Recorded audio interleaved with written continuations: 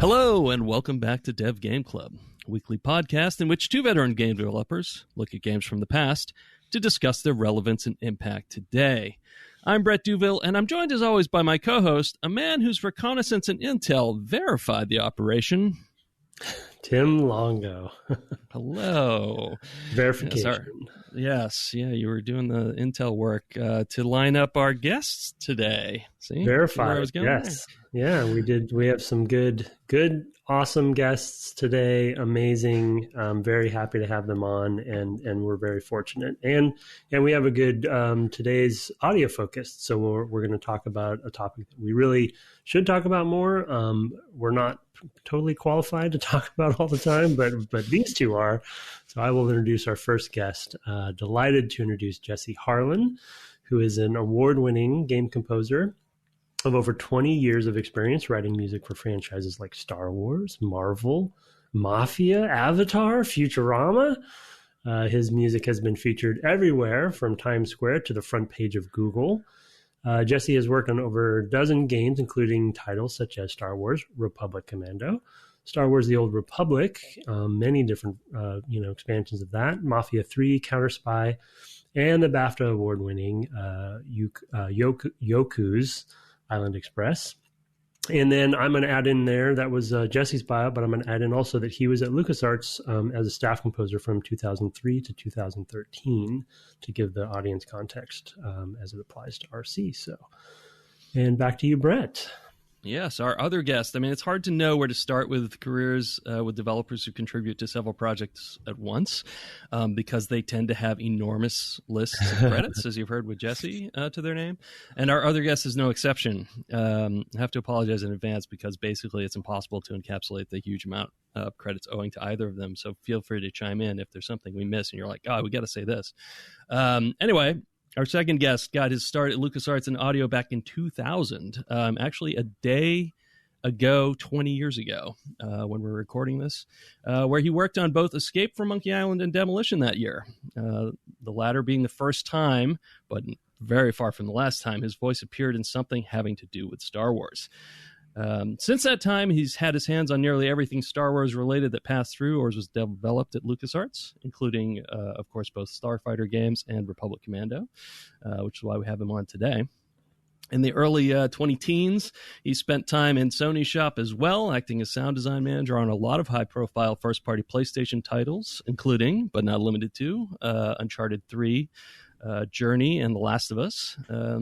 His stint at LucasArts was not to be the last Star Wars heard from him, however, as he has also been a host of stages at Celebration or as an interviewer there for around a decade. And of course, he seems always to find a way to mix his voice into whatever is going on in a galaxy far, far away as a sound editor at Skywalker Sound, working on most recently things like Star Wars Resistance.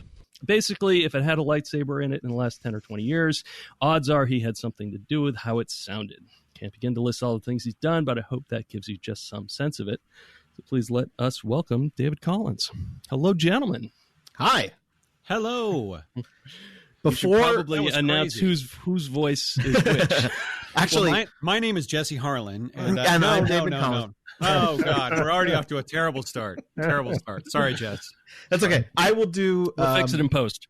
I'll do a David impression the whole time, and then you do a Jesse impression the whole time, and we'll just switch. Nice.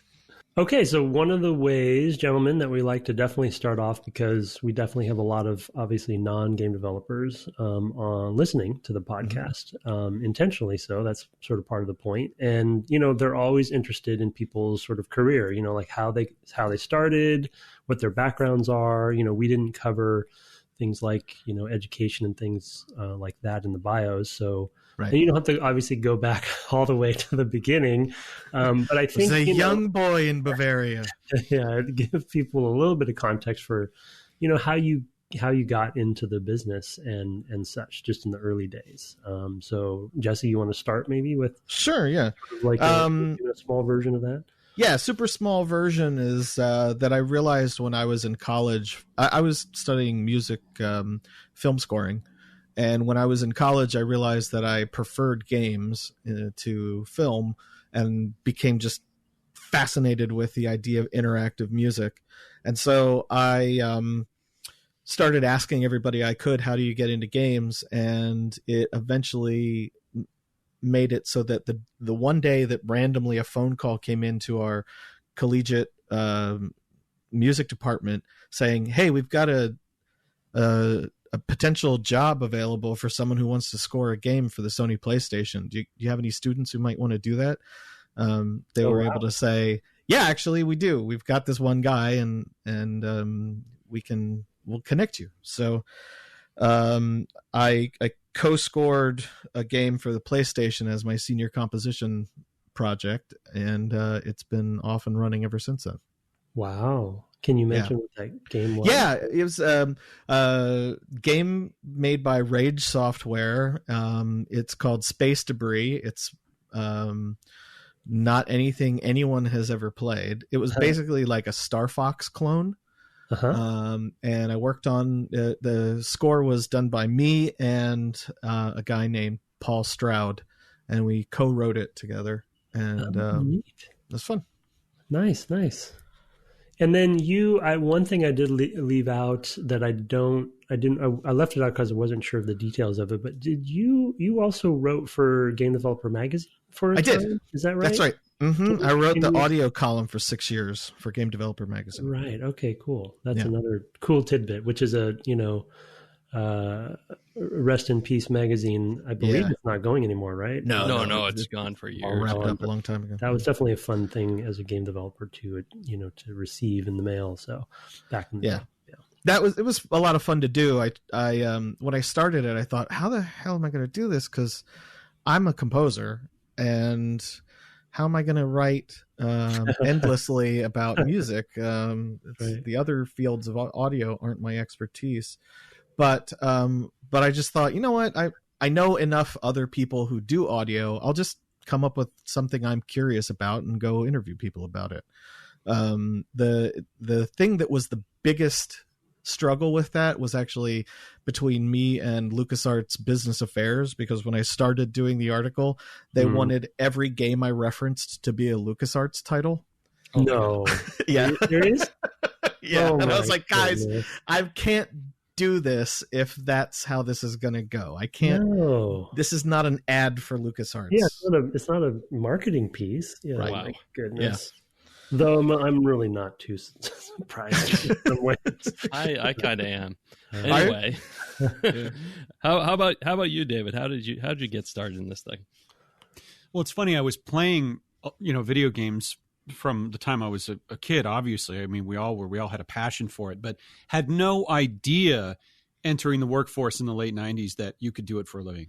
And came across it pretty much by accident. I was an intern at Skywalker Sound right out of school in 1999, right after The Phantom Menace came out. I started in June of 99 on the scoring stage, and I was a scoring stagehand, an assistant, and I, mic'd up instruments and ran cables and, that kind of thing for film scores.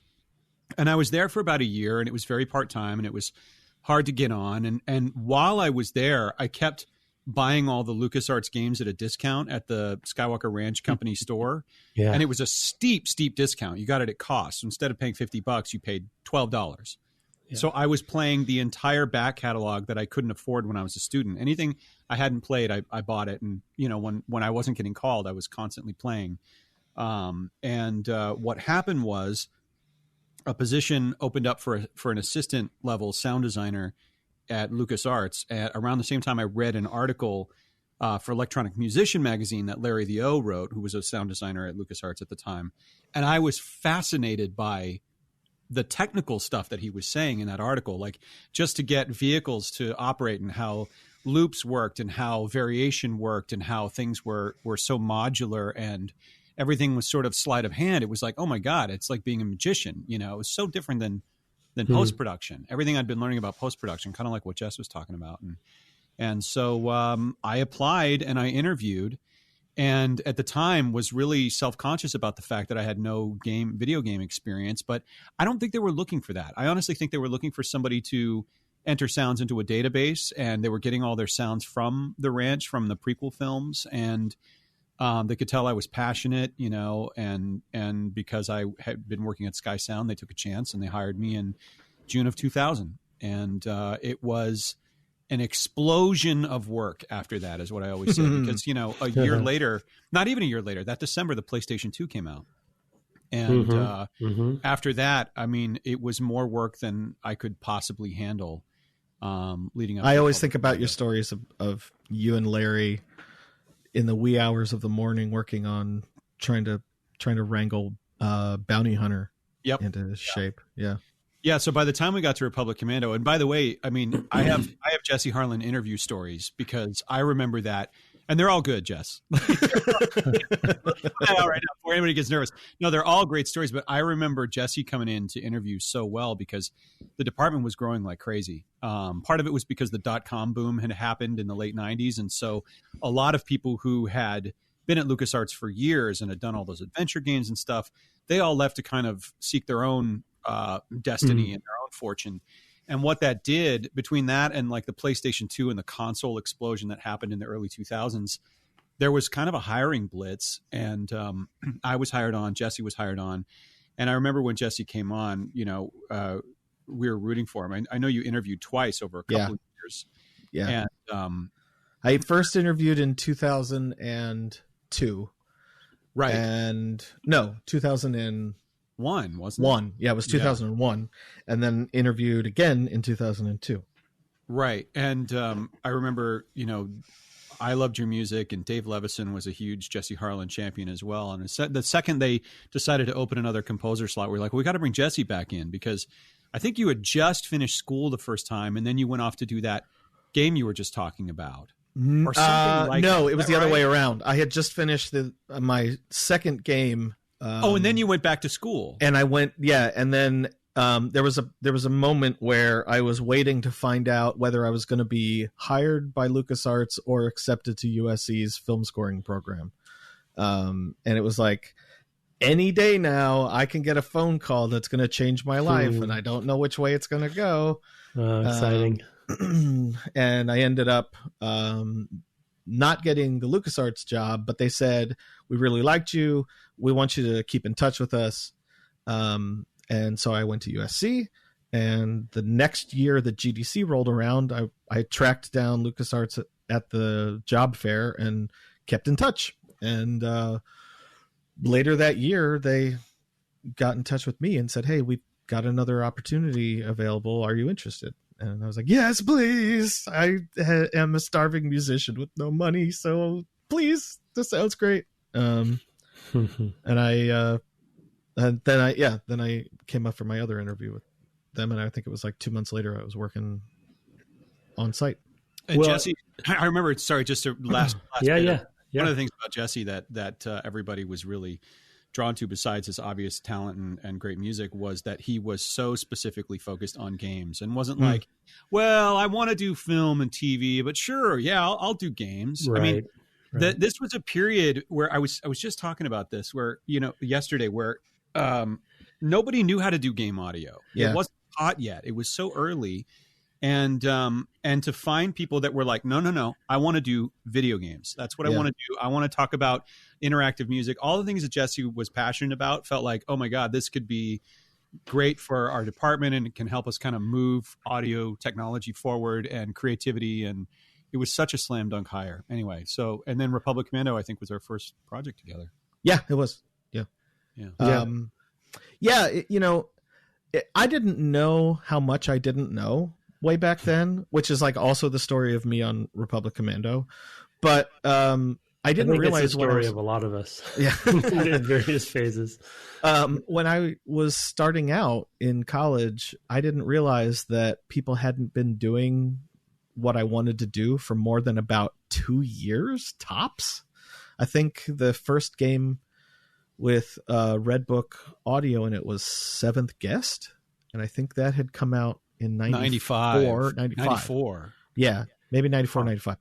And then here I am in 97 being like, hey, where are the people that could teach me about game audio? Not realizing there is nobody, because it's still being figured out. So. Right, that era, right, as it was getting into that sort of higher fidelity, right? Yeah, it was trailblazing sort of situation, which we do talk about a lot, and that especially, and we've obviously played games from the 80s, and we played 16-bit stuff, and we've gone pretty far back, but a lot of times we come back to that same era in lots of different ways because so many things were changing in many disciplines, right? Because fidelity was going up. You have CDs, we talk about how the systems were changing and all that kind of stuff. So it's cool and awesome to hear that audio is going through that same sort of weird cycle. We totally were. Although we also had super annoying things happening, like the need to figure out how to fit all the audio on an Xbox disc and a GameCube disc at the same time. Different problems. Problems. Yeah, for sure. There's such a comparison. I always make the comparison to silent films and the jump to sound in 1927 or whatever it is. Like, I mean, it was such a mature industry. The same is true with audio in terms of how MIDI was used and how, sound chips were used. It had matured. Right. It had matured to such an art form by the time that CD-ROM happened and Redbook audio and actual WAV files were being triggered. And when WAV files came about, they were so primitive. Everything was so primitive for years, and now it's much more robust and complex. But on the other side of that, MIDI was so advanced. I mean, Jesse could tell you all about iMuse. For example. Woodtick Island, Mike Land's interactive masterpiece from Monkey Island 2. It's just phenomenal. Yeah, it had been, and years later, Jess would go on to make a WAV file version of iMuse, to almost imitate what MIDI was doing a decade earlier. So there were I can't take any of the credit for that. That was that Neil? No, it was Michelle Hinners. Michelle Hinners. Oh yeah, right. That's right. Yeah, she worked at. She worked on the programming of the interactive music system on Republic Commando, and she was phenomenal at it, and I loved her work. And I kept coming to her with crazy ideas, and she'd just say, okay, and just make it happen. And then amazingly, many years later, when we were doing the Monkey Island 2 special edition version, she got hired as a contract engineer, and she made the WAV version of iMuse work too. So I cannot sing her praises enough. What a rock star. Yeah. So we're at an interesting time in the business. I mean, you talk about Game Developer Magazine. Everyone was just starting to talk to each other about how to do this stuff. Yeah. And Republic Commando, by the time we started Republic Commando, we had done so many games over the past few years, but none of them had sort of the off the shelf tool power that Unreal provided, for us. And we could get into that, but David, do you remember over and over and over again meeting with external companies trying to find middleware solutions that we could use? Right. That wasn't even a thing, and now there's so many. It seems like with the exception of Republic Commando, that is kind of the defining struggle of my tenure at LucasArts was. It was just par for the course. I saw similar things happen at Sony when I left. The transition continued at a different company, so the whole industry was going through it. Do you do something proprietary versus off the shelf? And Republic Commando is the exception, where we got Unreal 2, and we just started to hot rod the thing and worked on consoles that were incredibly audio friendly. The PC. It helped that we were focused on PC and Xbox. Yeah, right. We talked a little bit about PS2 sort of, and debate and how they wanted us to be on it, but it wasn't going to happen. As a segue, you guys kind of naturally hit a couple of the points, but I thought the other thing that would be interesting, because you're already talking a little bit about it, is sort of like how audio at LucasArts worked as a department. So Brett and I have sort of very lightly touched on it because we obviously interacted with it, but we weren't in the department. And from my experience, it's a very unique, cool, and interesting sort of setup. You know what I mean? And I think there's a lot. I think the listeners would get a lot out of your guys' perspective on that. So can you talk about how I would as work? well? Yeah. And Brett really wants to know. He has some burning questions. Over the years that we were both there, the department changed a bunch. As the industry changed, as LucasArts changed, the department was originally two different departments. And David probably knows a little bit more about that than I do in terms of the backstory of maybe why that was. But it eventually joined up together to become the audio department. But it was originally a sound department and a voice department. Voice, right. Yeah, right. Yeah. I mean, I think it was just good old-fashioned siloing, you know, because different, right. different workflows and, you know, very, very small staff. And so they just kind of kept on their own. And eventually it just kind of made sense to join the two together. And there's a long behind the scenes story that I won't bore everyone with because I can't. But eventually it all merged, which I was really happy to see. And, you know, a lot of people on staff kind of switched between, you know, like myself, like Republic Commando was the first game I voice directed. Actually, I'm now realizing. Yeah. Right. And and you got to voice direct it several times, as it turns out. Yes. Another great story about the development of that game. But yeah, it was a service group. That was the buzzword. That's kind of what I'm getting to. Yeah, because you know, most guests we've talked to, right, would have been working on the one team for the one game, right? And yeah. You guys are moving around a lot, and as the credits kind of show. So yeah, can you explain? It was the model a little bit at the company too, is because there was also a tools department, for example. So, which was like, art exporters and things. I guess there was basically the thing. But there was a tools department, a compatibility department, and an international department, a voice department, a sound department.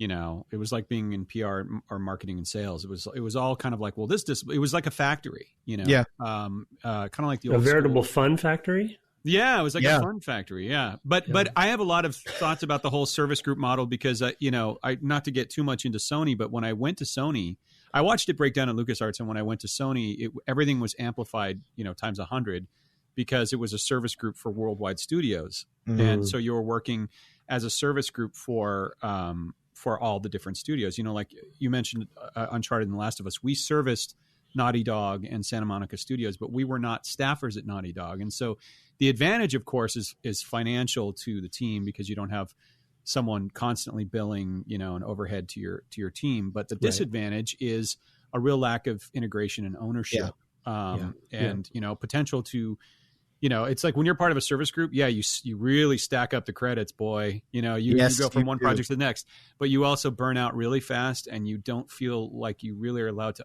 own anything. And there's no downtime.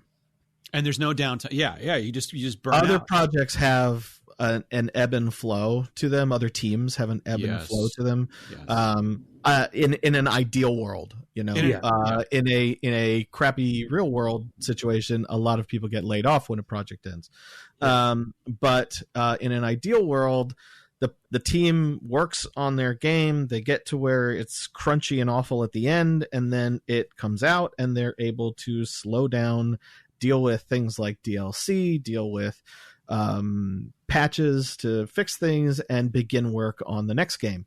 A service company model for audio means that the second you're finished with whatever crunchy thing you were just on, you have to go on to the next one, or you're doing already like 3 others at the same time. I remember there was a point in time on The Force Unleashed 2 where basically everybody in the department was crunching on like 3 games and working on about 5 games at the same time, and everybody was having terrible stress reactions to it. Like we'd go to lunch and one person would say like, I can't get my eye to stop twitching, and another person would say like, I'm having trouble swallowing these days. It was like physically the stress was just driving us crazy from not having had any downtime in like a year. It was rough. Yeah, and I mean, I will say, like from the team, from the non siloed part of the team, the programmers, the artists, whatever. We just felt like you were part of the team. So I can imagine if you were also part of two others, exactly. That would be a lot. Well, no, but that's actually I think a good segue to how Republic Commando broke this. Yes, and it was very, very intentional. So I went from working on multiple projects all the time. And by the way, the worst that it ever gets is when you have to hide that you're working on one project from someone else, because you need to make everyone feel like they're the center of your work day. And it's a horrible feeling. But it's part of, it's good practice for being a freelancer. Yeah, it's good. Freelance life is very similar to being, a service group when you're doing freelance. But when you're a staffer, it's you're kind of caught in the middle, because being a staffer, it's really ideal for you to be a part of a team. And what Republic Commando did was, I was placed as an audio lead, which is kind of a title that was created for Republic Commando. And I was actually given a desk at a cubicle amongst the team, as well as my kind of audio desk downstairs. My sound suite or whatever. I was going to tell the same story. Yeah. And I didn't have, for 22 months, all I worked on was Republic Commando. And so people ask me all the time what my favorite LucasArts project was. And Republic Commando is always the first one that comes to my mind, because I felt the most like a part of the team, where I made everything myself. I sat in all the leads meetings and the design meetings. I, contributed to in a way that I felt was meaningful to the end product, as opposed to just doing sort of what we call see a dog, hear a dog sound design. Yeah, let me get you the blasters because the weapons are going off. Yeah, let me get you ammunition. It's like, no, let's put some thought into what the player experience here is. And that was an incredible shift after having done, in my first 3 years, I must have done like 10 games. Oh yeah. Easily. And so I had been there about 6 months before I started working on Republic Commando, and I'd already worked on 3 games. Yeah. I remember, I don't like 40.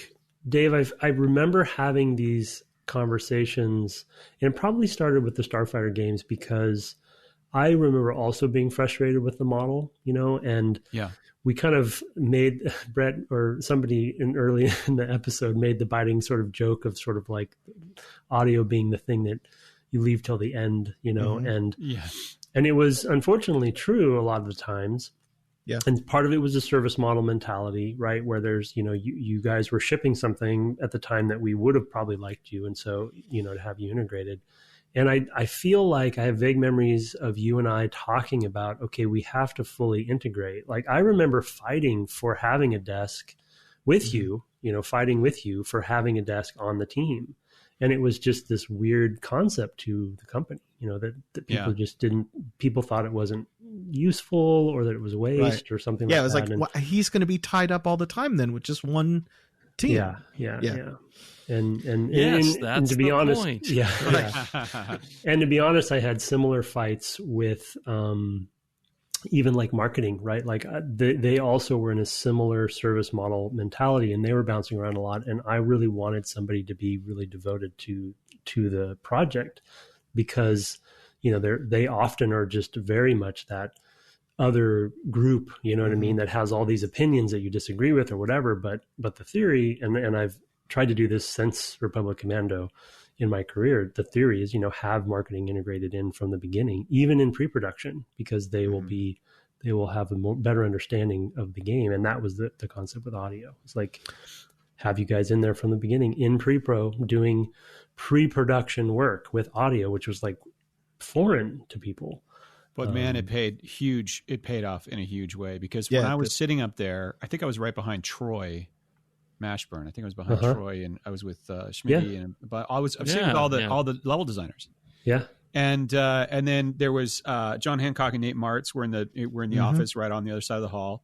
And then I could go around the corner and talk to Dave Bogan and all the animators. And then I could go even further and talk to Brett and Jenny and anyone I needed to in engineering.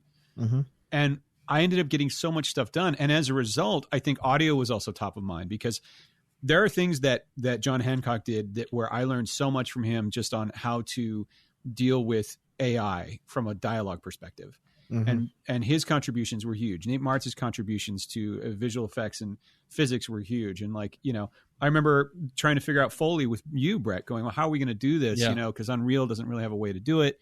in a way that we want to do, at least Unreal 2 didn't at the time. How do we create these lookup tables and things, and just being up there, I think, made all of us think about audio as more of an important discipline for the end experience. And I remember our first proof of concept level, the RAS level, was what, before there was any squad in the game, was a fully like immersive feeling and sounding level, because we were chasing the team. It wasn't one of those things where you guys had something on their feet and then you got an avalanche of sound, 2 months before you shipped, or worse. It was very much like in lockstep with the team, and that made I think a really big difference. Now, yes, I did have to go back and forth, and hindsight being 2020, is it better to have your whole suite there? But there's something about being in an open cubicle where you're able to just basically play what a modern day integration role would be. I was being a bit of a producer and a creative at the same time, and that was, since I had 2 years to do it, was a huge leg up for the sound of the game. Yeah, well, and from my perspective, and another thing that was a big change was that there was a lot less that programmers were directly having to hook up. That just being able to give you, like, you speaking of this, the Foley, like, I just gave you a hallway with all the foot types. Like, there were little rooms where you could just walk around and just make the sounds. And I did that, and then I didn't have to think about it anymore. You hooked up, I was like, here's how you fill out the data, put your sounds here, blah, blah, blah, et cetera, et cetera. And then it was like fire and forget, and comes back with this amazing sounding thing. Whereas, on the Starfighter games where I had done a lot of the programming, I was in there like hooking up, like, okay, we're going to have to, make sure this is loaded into this kind of memory, and this is, or whatever, like this is this is always resonant, this is streaming, something like that. Like, there were no tools for any of that stuff. We had a decent audio engine, but we wrote it for that game, and then I think we rewrote it 2 or 3 times besides. But that's the way it was a big deal to us. It used to always be that way, that every time you started a new game, you basically reinvented the wheel in terms of what the audio engine was. Yeah. Because by the end of a game, you were like, God, if we could only do this again, because here's all the things that are wrong with it that we know we want to fix next time. And so you'd start over again. But yeah, Republic Commando, I mean, there's functionality that we came up with for the music system in that game that I'm still chasing after now. However, like, what is it, 15 years later? 15 years later, I'm still trying to, like, there's a thing we did with looping pieces of music playing with randomized one-shots playing over top of it. And the way that Michelle set that system up with me worked so nicely, and I haven't found a great way to do it in Wwise, which is like the middleware that everybody uses these days. Now, I haven't found a nice way to do it in Wwise, because part of its functionality is stuff that's in the sound effect side of Wwise, and part of its functionality is in the music side of Wwise, and they don't necessarily work great when you're trying to put them into a single piece of music. Yeah, it's so grid based in Wwise, and not really conducive to ambient sort of orchestral, non sort of tempo or non-rhythmic type of stuff that we had going on in Republic Commando. And that really was kind of a, hey, I've got this sound functionality, let's use that. Let's talk about the music development, because this is an interesting story. So do it. Go. I remember, and it's, my part of it's very small, and then just kind of, but super takes it over. Important. It started like, okay, let me have a meeting with Daron Stinnett. And I remember Tim saying, you need to make sure that your composer, yes, I know you guys just hired him, but make sure that he has creative buy-in to whatever it is that you're doing. And because I was charged with making all these documents, like, here's what the game's going to sound like. It's going to be kind of like Alien, but it's going to, or Alien, Event Horizon. Alien, it's going to be Event Horizon. It's going to be, but it's also going to have a little Star Wars, but it's going to be different.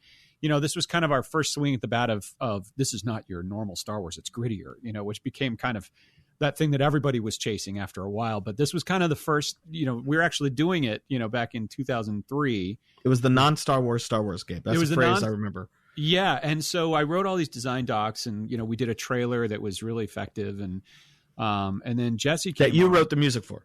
I did. Yes, I did. That was really fun. But that was because I didn't have a composer. And I remember my boss at the time going, got to figure it out, And so I did. I was like, okay, let me load up some samples and write something, which I did, in a couple days or whatever. But anyway, so Jesse comes in and, had all the tools to do anything he wanted to do with it. It was just kind of a matter of going through a game development cycle for the first time. And after a while, it was kind of like what you said, Brett, about the Foley. It's like, here's what we got. And then, I never thought about it ever again. Because Jesse just kind of took it over and made it his own and made it, his own creative statement. But I do remember from a tech point of view being like, well, what can we do with Unreal? And what do I know about interactive music? And I had done a game with Jay White called Star Wars Obi-Wan, which had a very Resident Evil type of music system, which was very AI based. So an AI, enters into a certain radius within the player. It triggers some action music. When you clear the room, defeat the last enemy AI, a victory stinger plays, and then it goes back into an ambient state. Very systemic. And that's where we started. And this idea, and I don't know, Jess, if you came up with it, or I was like, well, but we should also have a scripted override in case you want to have scripted moments. We were seeing that in the game as well.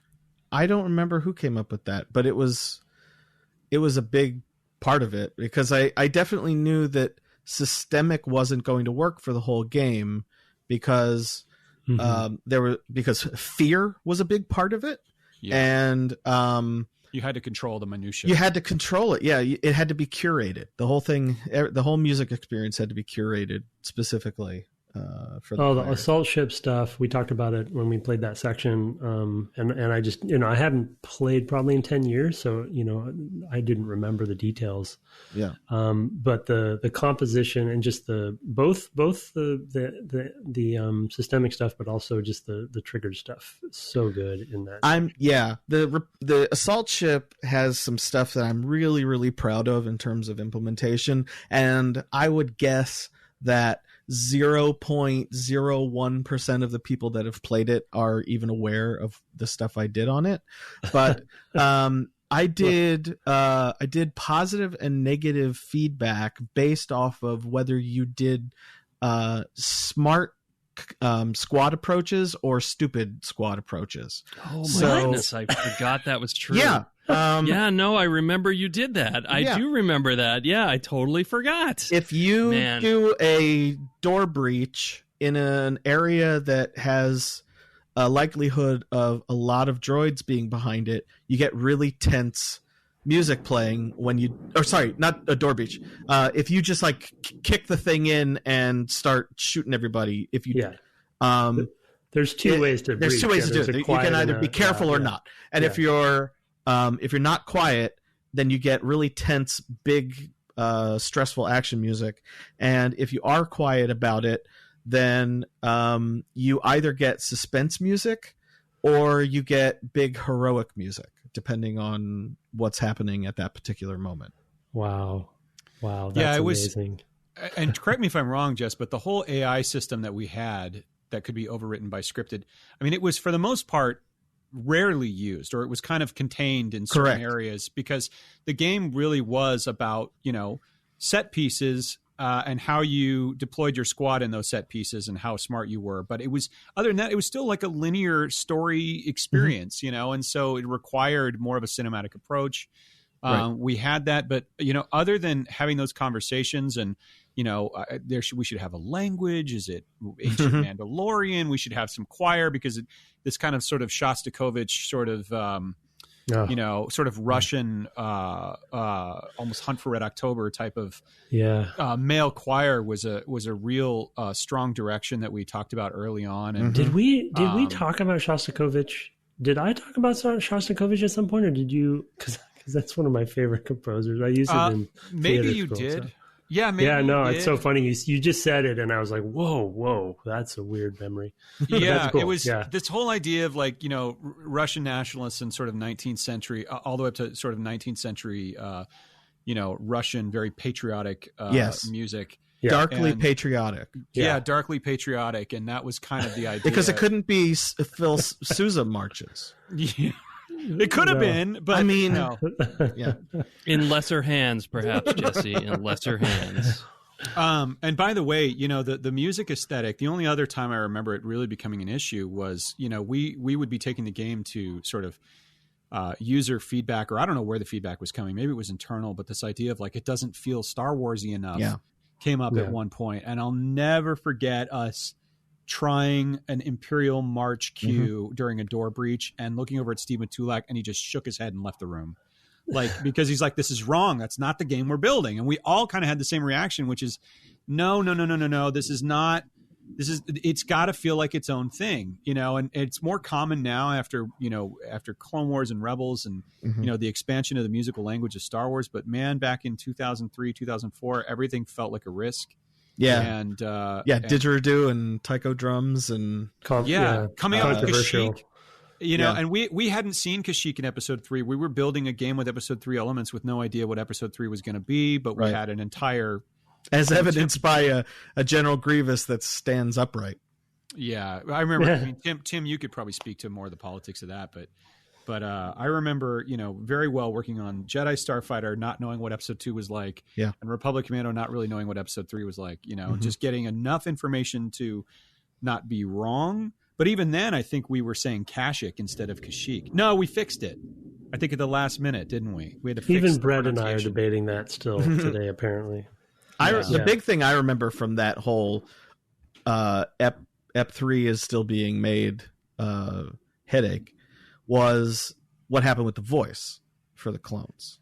Yeah, Brett, you alluded to that earlier. That was, and I know I've told this story before, but when the game was shown to George Lucas, he made a decision that ultimately benefited the game tremendously, but was very stressful to us. We covered this in a lot of detail in our final episode to talk about just like, and then we had to, with I think like 2 or 3 months left on the schedule at that point. We just had to throw out all of our audio and rewrite the script and basically say back to them, hey, we need to push the schedule out. I mean, if we have to do this, that's fine, but we can't do it in the time it's not possible to do in the time left. So, and it worked out great. I mean, it really did. We ended up kind of resetting the whole thing, and it added sort of a needed layer of humor and personality. And, our intentions were really good before, but we were just trying to go with what we knew, which was Attack the Clones. They're clones. They're all going to sound the same. They're all going to act the same. That's not nearly as interesting as where we ended up with, Sev Fixer and Scorch and Boss. But that all happened super, super late in production, as did, if you guys remember this, the opening arena level, the tutorial level. And I remember Jesse and I, getting together and both agreeing like, we shouldn't have any music in this opening level. Let's treat it like D-Day and Private Ryan. Let's treat it like that moment in Star Wars, like the speeder bike chase or the pod race where there's no music and it's just all sound. Yeah. And we'll fill the holes with leitmotifs. I, recorded myself going, this constant radio chatter. Exactly that part of it, David, is where I learned what a ring modulator was. Oh, right. And I have never stopped using ring modulators in my music. I use it all the freaking time. They're amazing. What is it? It's a kind of processing that just has a very unique sort of sound to it. It can kind of it's basically the processing sound of like I don't know, how would you describe it? Like the processing sound of old Star Wars chatter. Yeah, it's that very telltale kind of it's the sound. It's amplitude modulation. So volume, like if you know what a tremolo is is like amplitude, going up and down. But if you do it at a speed that's fast enough, you start getting these crazy overtones. Like if you change the wave, the frequency of the modulator, up to a certain frequency, you start getting these weird overtones because the tremolo is happening and the depth is at like, I don't know, it's pretty severe depth, but you start getting this weird effect. You can hear it on like Black Sabbath's, Tony Iommi's Paranoid solo, guitar solo. He has a ring modulator pedal on his guitar and it has this weird thing happening, but it's a really old 60s, 70s type of effect. And Ben Burtt used it on the X-wing pilots in the final assault on the Death Star in the first movie, and so it just like it's signature screams Star Wars, and so and it's a great retro sci-fi, right? Yep, it's retro sci-fi. But it's amazing on instruments in all kinds of stuff, and I use it all the time, and it's all because of that exact arena intro where like David went and recorded that stuff, and then played it for me. I was like, oh my god, it sounds just like the old stuff. How'd you do that? And he said ring modulator. I was like, okay, I'll use that for the rest of my career. Thanks. Yeah, nice. I'm giddy. I'm just giddy listening to you guys talk about this stuff. Well, and if any of you watched Star Wars Resistance, it was a Disney Channel show. It's now on Disney Plus. I'd be in mixed playback with the director, and they're like, "We need to know that the troopers are coming down the hall." And I was like, "Okay, well, all the LucasArts sound effects are in the Sky Sound library now." So nice. I went to I just did a search for it because I remember the file names. I remember how I named all the files. And so I just searched it and I brought it up and they're like, oh my God, I'm in a mixed playback with the director and the producer. And I'm like, you mean like this? And I'm like, yeah. So those sounds are in Star Wars Resistance a lot as a tell for when troopers are coming down the hall or whatever. I use them all the time. Another really funny thing is that because we were internal, all of those sounds ended up with like the Lucasfilm video production department. So like even, I'm working on this show called Jedi Temple Challenge, and like, I'm not kidding you. They deliver, what's called an AAF. It's like a, export out of Avid that I can open in Pro Tools and see all their temp sounds. They're all Republic Commando sounds that I named over 15 years ago, and I'm like, oh, I know these sounds, Yeah. They're still around. Like the work in that game is just it's resonated in so many ways and has had such a huge impact on all things Star Wars. That's crazy. The music got reused recently in what? The Old Republic. They had a whole update all about Mandalorians, and BioWare wanted to put the Republic Commando music in. I was just going to ask you that topic for both of you, because you both kind of mentioned it lightly, but can you both kind of go into that? Because I think, especially with the Mandalorian out and the music, having its own character in that show, it makes me think of RC as well, because of what we had there and what you did there. And you mentioned, Dave, was a throwaway where you're like, oh, we need the language, and I still have a printed out piece of music composition that is signed by Jesse that he gave me when, at some point when we finished that project, and I still have it. That's awesome. And there's the book too. You did a book. Yeah, right? I did. Yeah. You got to tell that story. So talk about it's, when we talked about doing choral music for the score, it instantly raises a problem when you're doing Star Wars, because the go-to language usually for choral music in films and whatnot is either just nonsense or Latin or some nonsense version of Latin. But Wookiee just doesn't work. Yeah, it really doesn't. So I really wanted there to be something unique to the project, and I really wanted it to reflect the clones, and I really wanted it to reflect this sense of brotherhood, this sense of honor and dark heroism. And so I started trying to figure out, I didn't say like, all right, here we go, Mandalorian, let's figure out what it sounds like. It was instead, let's just figure out what the language is going to sound like for the music. Yeah.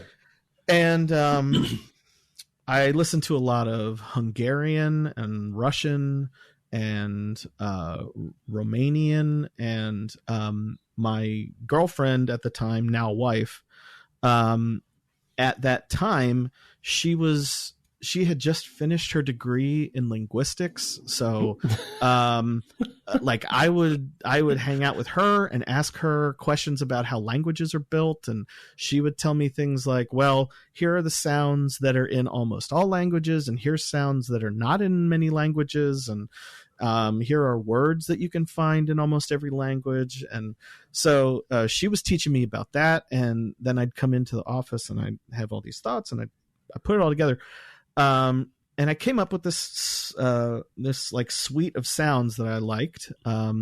I also wanted to put an Easter egg in there, so here I am telling you guys about it 15 years later.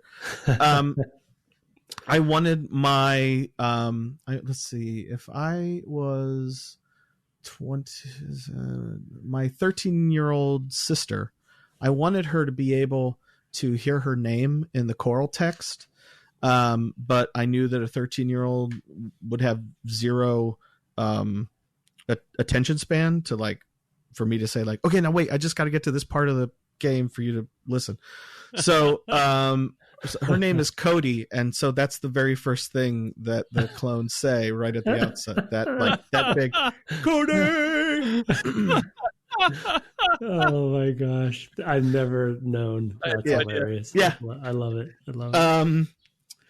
So I worked on all these sounds, and I was keeping a Word doc of syllables that went nicely together, and I'm a singer by training. That's my instrument. So I would make sure that everything I wrote could actually be sung and didn't feel strange. Mm-hmm. Because not only are you going to have to get a choir to sing it, but you have to go up and teach them what all the sounds mean and how to pronounce them, and get them to basically give them a crash course in nonsense and have them be consistent with it for the 3-hour recording session. So it had to be, there couldn't be any super complex sounds that really felt weird on the, like, especially when you get those real fast sections in some of the music, that stuff. Yeah. I had to be able to have the choir really pick that up quickly. I always wondered, how hard that was, for them to do, but it's not the super easiest, but I made it so that those syllables get used all over the place. So once they learned it, I started them learning it, and in these like dirges where they just go those sorts of things, and then they had the pronunciation down so that they could then do it faster in the action stuff. Wow. And so I'm building all this stuff, and I remember the moment where I was like, oh my god, what if we called it Mandalorian? And I was sitting at my desk, and I thought, that's so radical.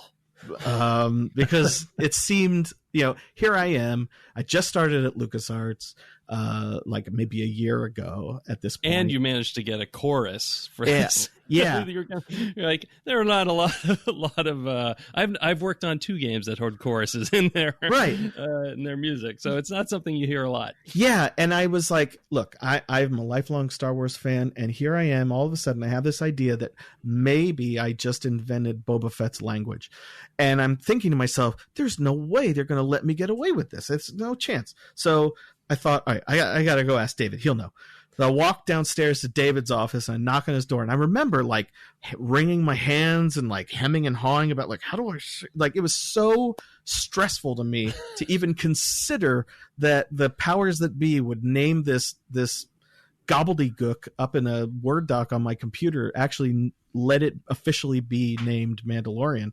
And so because of that, I hedged the bet even on the outset. And I was like, look, I've got this idea, and maybe it's ancient Mandalorian. Like, I couldn't even bring myself to say like it's Mandalorian. Yeah. So I was like, do you think we could call it ancient Mandalorian? But I remember, it's funny because I remember having the same idea. Really? I remember having the same idea because the way that Knights of the Old Republic got greenlit is because it was the Old Republic. BioWare BioWare could get away with making an MMO, or not an MMO. Sorry, that was Galaxies. An RPG with, you know, all of these different characters if they set it as far away from the timeline that George Lucas was working in the prequels as possible. And so this idea, and I think it was Hayden Blackman's idea, was to set it way off in the past. And so like the idea of like ancient Mandalorian made sense because of Boba Fett being, you know, what we knew nothing about Mandalorians at the time. Right. You know, I remember, you know, I don't remember who said what and when, but I remember very strongly thinking, yeah, ancient Mandalorian's a great idea. And I remember having that idea as well. And I think it just was like a perfect idea. And I think, I don't remember how I reacted, but Jesse, maybe you can finish the story. Yeah. I mean, but your reaction was basically like, yeah, okay, well, let's just ask Justin Lambros or Luna Chi, or I forget who was in charge of the Jedi holocron at that point. But you were basically like, yeah, let's just send an email. I've been so stressed about it, and you were just like, let's see. And then you just you probably CC'd me on it, and I think they just came back with like, yeah, it's okay. Yeah, cool.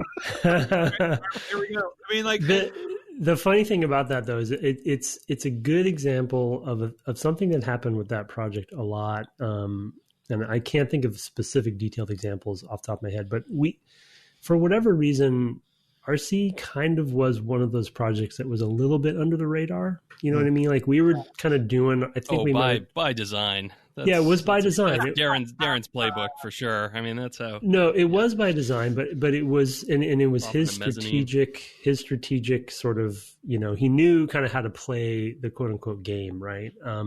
And he wanted us to have air coverage to be left alone to do what we needed to do. And I think that's a good example of like, you know, you guys knew how big of a deal it was, especially as fans, right? You're like, this is Mandalorian.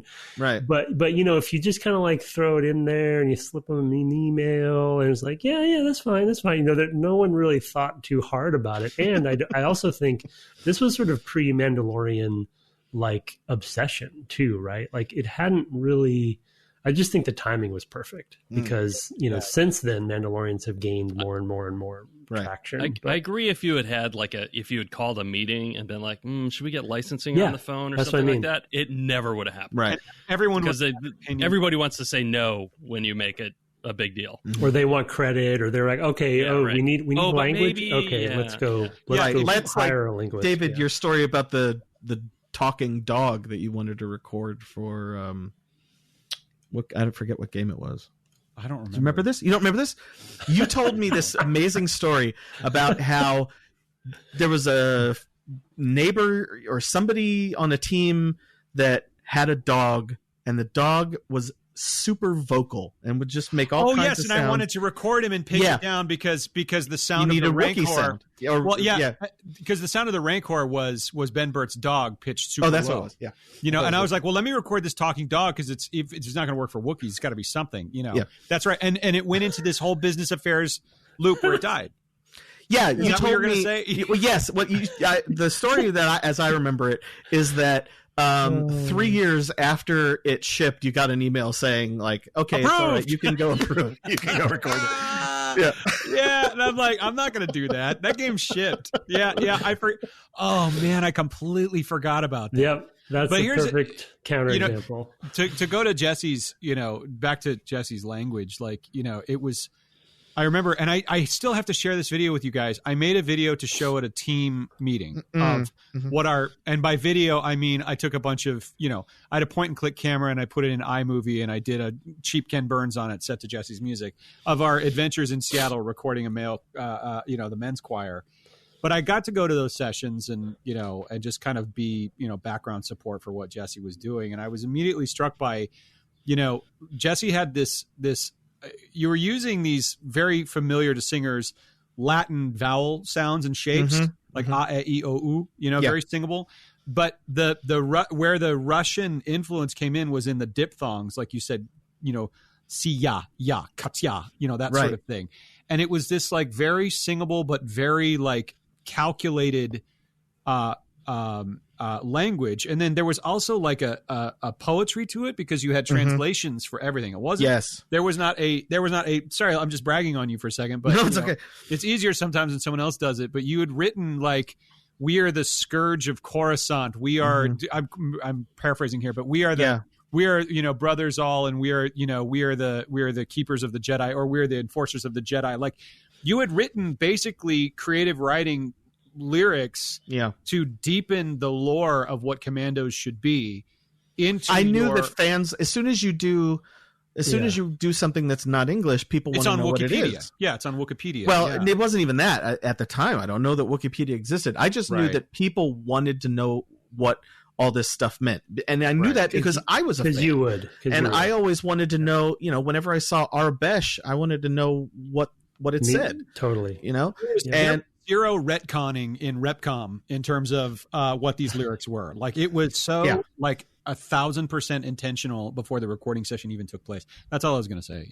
Yeah. And I mean, it was very, it was very deliberate at the time I was doing it, that level of poetry was a part of it, because I didn't want to create a language that was Star Wars Klingon. It wasn't going to be a guttural and abrasive sounding language. I wanted it to have that sense of poetry. Right.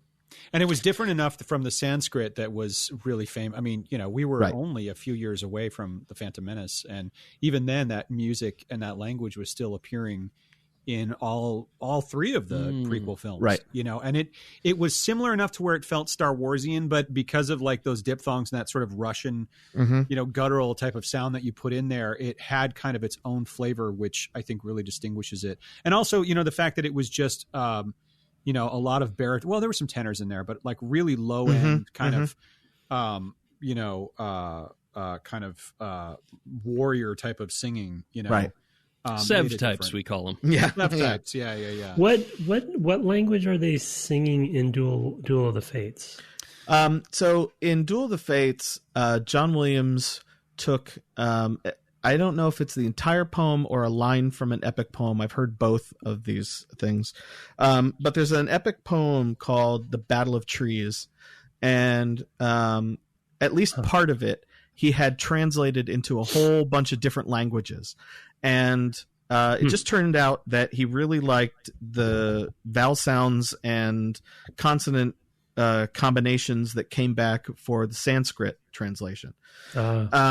And so he took that, and then it's not a direct translation, but he would then rearrange the sounds that came from that process into the vocals that are in Duel of the Fates. I did the same thing when I was doing the music for the Old Republic. I took the next verse from the neat. The same Battle of Trees poem, and basically just created more content from the same thing, and put together a list of here's all the syllables available to you, team of composers. Here's what you can use, and then because apparently this is a thing with me, I'm just discovering right now. I put some more Easter eggs in. So nobody knows this because I haven't really told anyone. But breaking news. Yeah, the music for the Old Republic. There's a ton of Doctor Who character names as sung choral text. That's hilarious. There's one cue in particular where the choir just sings the name Tegan Yovanka, which it's just a Doctor Who companion, but it sounds great as choral text. There you go. Well, we obviously want to be sensitive to you guys' time. I'm glad we got that story. However, I do have two quick. Can you guys stay on a little bit longer? Because I have two I other, do. I got time. Yeah. Are you sure? Okay. Mm-hmm. So shifting to the audioscape, I want to hit Foley a little bit specifically because that was also kind of a fun side of it that Dave can hit, I'm sure. There's even there's the behind the scenes video too that people can watch. Actually, I have a music question for you too when you're done with this. So let's for me. Yeah, for you. Oh, okay. Yeah, no, it's something I've always wondered, and we'll get to it. Okay, and then, but before maybe Foley, Dave, I wanted to ask about the audioscape for essentially the battles. The sort of the what do we call it? The Battle Beyond or something like that. The sense, because we talked about that when we played, Brett and I did, and it's a linear game, right? And it's very step by step. But there were, especially obviously mostly on Geonosis and Kashyyyk, that their audio is selling the heck out of those levels. You know what I mean? Like right. Over 50% of the experience is the audio. That's all, David. Yeah, and I wanted you to talk about sort of building, especially because we mentioned it in previous episodes, kind of building those soundscapes Sure. A little bit. So. Yeah, I mean, thank you for that. I remember very well, especially once you're into the canyons, you're out of the catacombs, you're into the canyons, kind of making your way to the control ship. The control ship. And yeah. This is where, I can't remember whose levels those were. It might have been Troy's. I can't remember. But the idea of putting it all, designing it all on paper and really thinking about it early on, I had this realization that the Battle of Geonosis, and I think we actually made videos. We made dev diary videos about this stuff, which would be interesting to dig up because there is, yeah, they're on the disc. Yeah, there's actually one. There's one about. Oh, you mean about the soundscape? Oh no, yeah, those are not. These are dev diaries that went up on LucasArts.com. This is before YouTube, so these are there was one on here's the weapons, here's the characters, here's what your squad's like. Mm-hmm.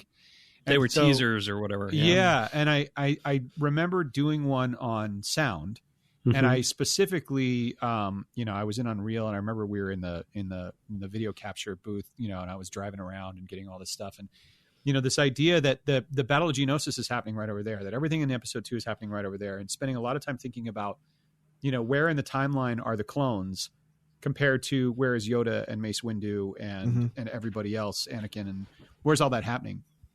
And it immediately was like, well, you're going to have to tell the story of the battle constantly, and I remember even your earliest pitch, Tim, for this game was The Longest Day. That the whole game before it was the Republic Assault Ship in Kashyyyk, it was all going to take place on one day over the Battle of Geonosis. That was the entire. We game. talked about that too. Yeah, yeah, and so this idea of then it's extremely important to constantly be checking in, and as someone who had read all the tales of Jabba's palace and tales of Mos Eisley Cantina and was really into reading all those books, which are filled with the thrill of those books, especially when the licensing program really started, was, hey, when this was happening just over here, this was happening, and your brain kind of starting to expand the story that you knew into a larger universe is really a thrilling prospect, And so, when you're going through the canyons, you really have to hear kind of an outdoor reverberated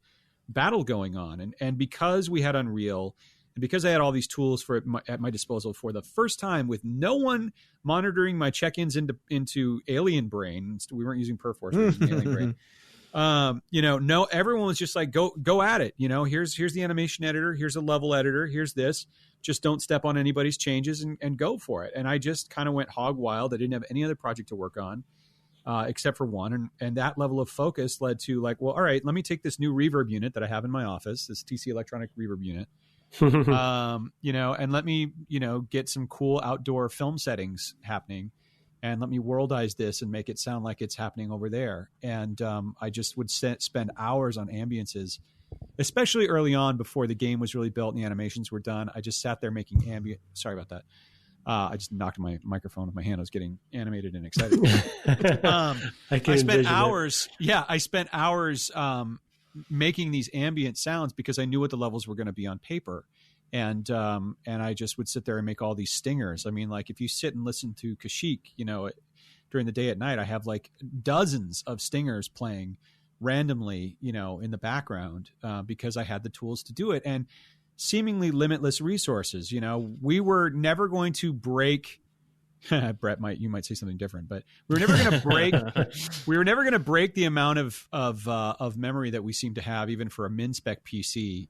And because we were using Exact on the original Xbox, which transferred all the sounds to the hard drive, and we were just doing zero latency streaming off the hard drive, I went nuts. And it's the first time that I felt like we could do something that cinematic in a console game, Yeah. Of course, I play it now, like the console version. I play it now, and I'm like, oh, that emitter's broken. That emitter's broken. These reverbs aren't right, because we signed a deal with like playing your games. Yeah. It's terrible. It's because we did a deal with. I think we did a deal with Creative as well. Creative Sound Cards. I think we did some sort of deal with them, and it works though. It's despite any of the things you hear. I mean, I think it still holds up. Again, playing it for the podcast was a delight. Yeah, so I guess the short answer is just having time to think about it. I mean, that really was it was just having time to think about it and not having to have a level designer go, "Can you give us something over here to help this out?" Yeah. It's like, well, no, this is my level 2. Because I had to present it to you and Daron, and I had to stand up in a conference room and say, "And this is what we're going to do with sound." Yeah. And that, then I was like, "Well, I better go do that." So that was it. Yeah, it is. I mean, it's what we talked about up top, right? Just as far as like the team structure and having people integrated and having audio integrated. Yeah, we both knew that would would yield those benefits, hopefully. And and it's storytelling. It really is just it's storytelling. From the beginning, integrated. Yeah. And I love the fact that you said that the concept that this is your level 2, because that's what we wanted, right? That's what we all wanted, and that's how it should be. So. It really is. I mean, it's one of the things that, I mean, I've heard this so many times that it's become kind of a cliche, but it's an audio visual medium, but we spend so much on the visual aspect of the medium, especially back then. I mean, I think these days there's plenty of money put into audio as well, but definitely audio was for a long time and kind of a this has to be there, not an integrated thing. Well, it's an invisible art form. So I was just going to say the same thing. Yeah, go ahead, Jess. Sorry, go ahead. No, after you. No, it's something that I'm sure David has dealt with a lot, just like I have, is in many years of being an audio contractor for other people. You're brought in because that's your expertise, and then whomever it is that wants to talk to you about it, a level designer, a director, a producer, whomever it is, a director of film, they almost always start the conversation by saying the same thing, which is, now, I don't know very much about music, or I don't know very much about sound, so I hope I don't sound like an idiot.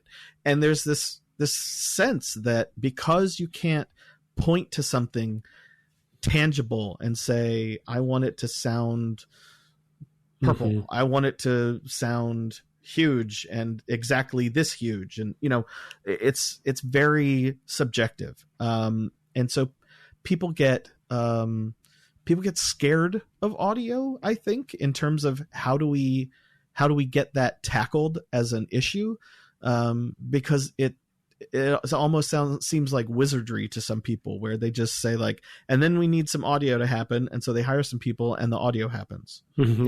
Right.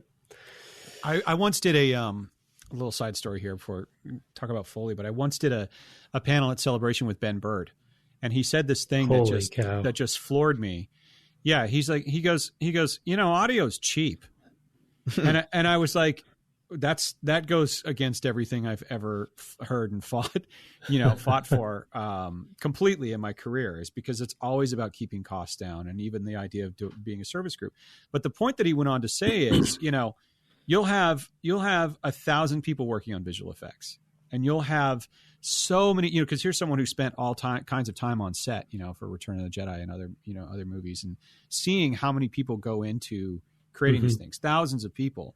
And then he'll go back to the ranch and work on it with, 2 or 3 other folks, and it's just them, So by comparison, he's like, in terms of the slice of the pie, it's really small, but it has this, I think, stigma of being very expensive and luxurious because of all the real world stuff you go out and record. But the reality of Republic Commando is that there were 3 people on our team. And I should, take some time to mention Harrison Deutsch as well, because Jesse, we divided it like this. Jesse was music and he owned it completely. And Harrison was dialogue and dialogue integration, and he owned it completely.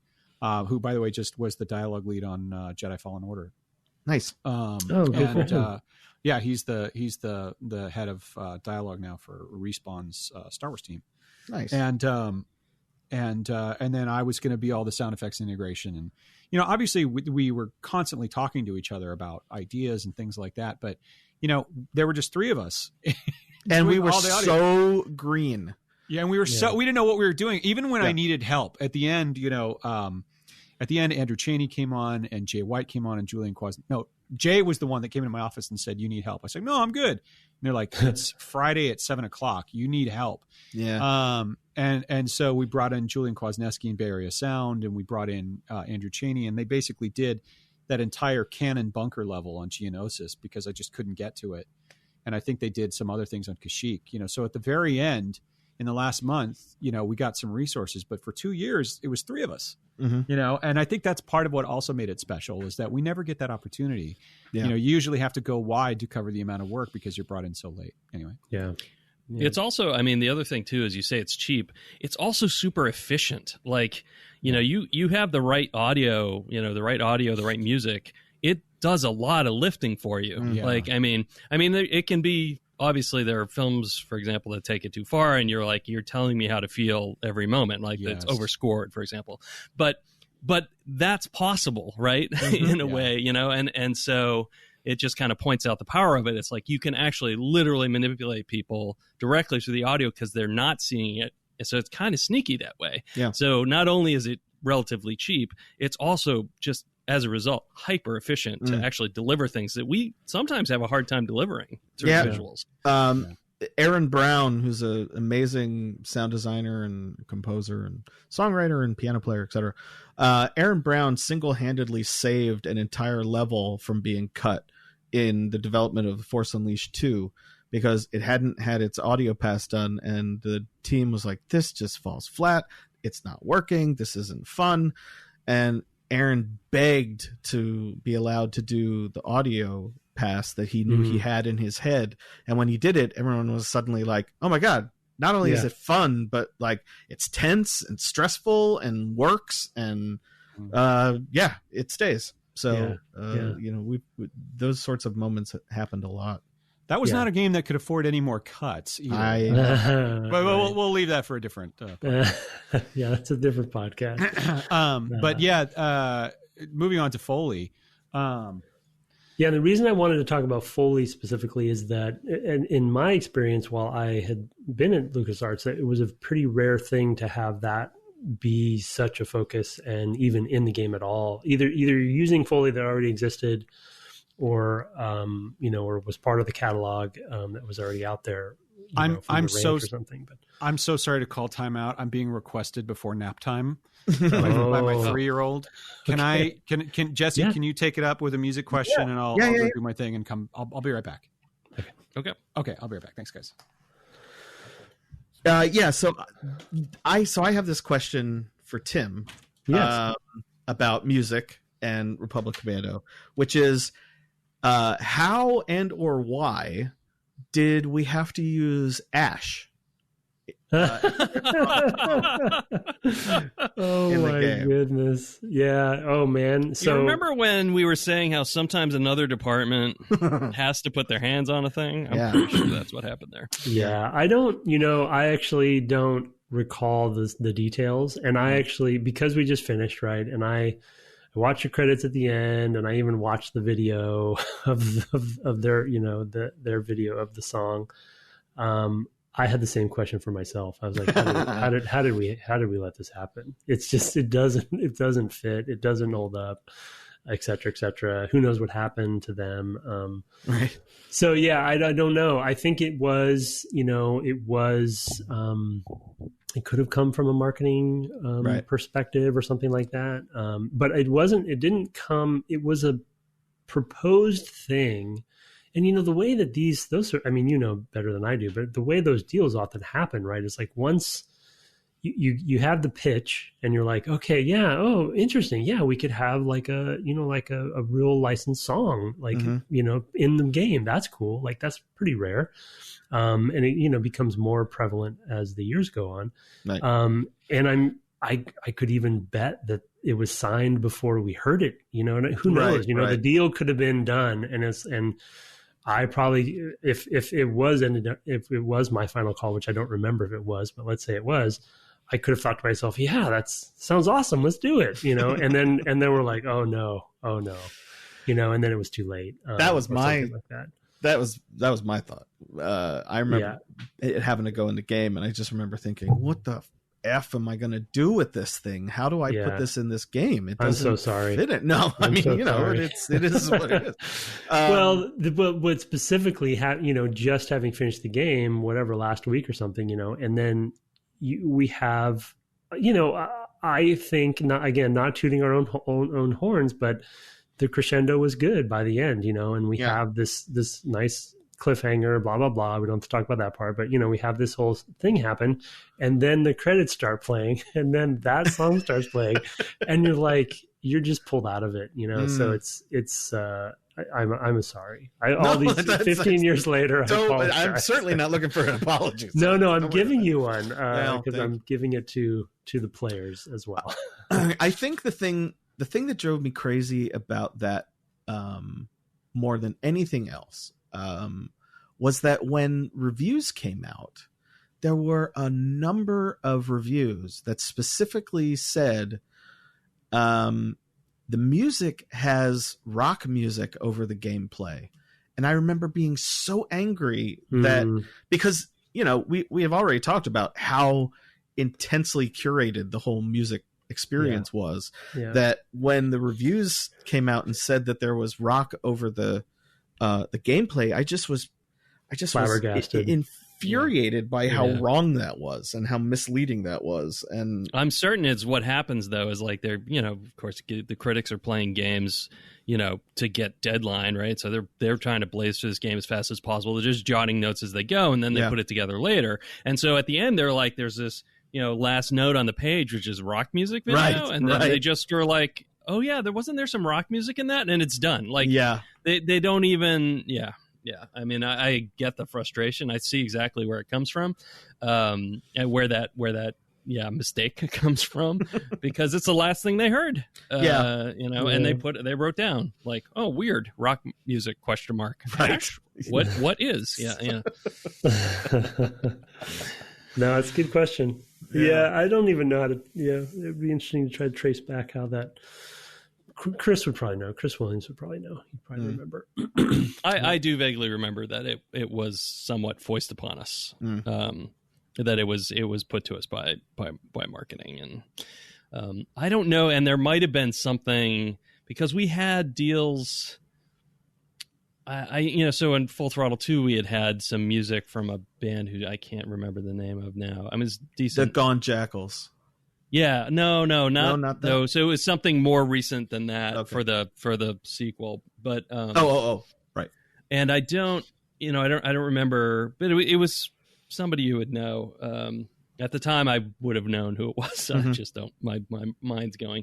But I feel like it was like a deal we had made, and then we hadn't used it, and maybe we had still owed somebody something somewhere, sort of thing, And it's like, well, like maybe it was going to be partly promotional for them or whatever, and when that fell through, it was like, well, we still have ink on a contract that you have to ship with a game, right? And so it doesn't work for this other one because that was a year ago, but now how about this one? Right.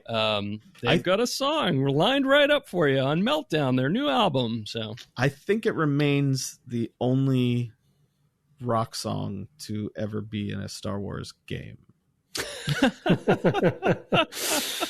Yay. Wow. I tried on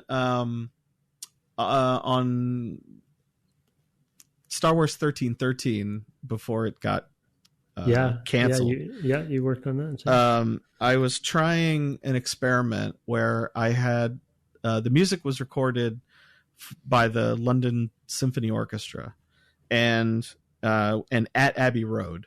And then we brought it all back into the mix studio in Los Angeles, and I was experimenting with having the low string section run through distortion pedals. And the end result is just sounds like guitars. So it doesn't quite work out. Yeah. Have you tried ring modulation? I did try ring modulators on that score. Yeah, I certainly did. But yeah, guitars and Star Wars don't work super Don't great. work, yeah. I mean, coming from Halo, where they do, we would often talk about that too. So it's funny to go between the two, because there's Marty had plenty of guitar here and there in Halo soundtrack, but he also has the choral. So it's funny. Even John Williams tried guitar in Star Wars, and it didn't quite work. Oh. I mean, you can hear the guitar solo in the Zam Wessel chase scene on the soundtrack from Ep 2, but it doesn't make it into the film. Oh, interesting. Okay, I haven't listened to the soundtrack, so that's interesting. Yeah. Hey guys. Hi. Sorry about that. Yeah, I got some Foley of the door opening. So. We just finished. Yeah. We just finished the music question. Oh, nice. So. Nice. I was asking about the song Ash. Or the band Ash and the song, whatever, Clones. Yes. Clones. Yeah. Oh, boy. Yeah. I'll have to go back and listen to the podcast. I have to listen to that segment. Yeah. So yeah, Dave. So yeah, the reason that I wanted to talk about Foley was it at that era, it was pretty rare in my experience to have that robust of option for audio, and either we were using a library that was already existing from the films or something like that, but we actually got to go deeper, and you were directly involved with that. So what was the Foley side of it like? Yeah, it was it's funny because I remember. Sorry, let me back up. Everything comes down to line items in a budget, right? And when you're in an era where everything that you're doing is a first, there's a little bit of political capital that you have to spend in order to try something that producers aren't used to seeing on a spreadsheet. So I remember with Indiana Jones and the Emperor's Tomb, for example, we were going to finally go record a full orchestra because Giacchino had done it for Medal of Honor.